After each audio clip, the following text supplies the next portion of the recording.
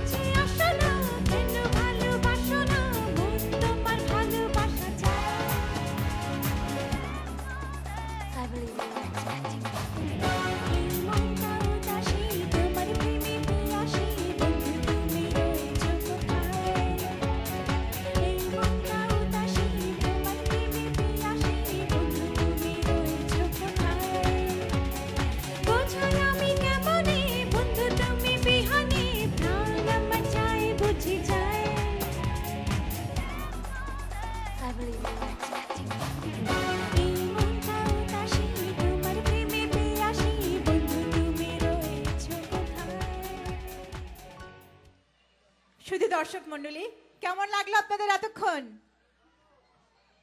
নিশ্চয়ই খুব ভালো।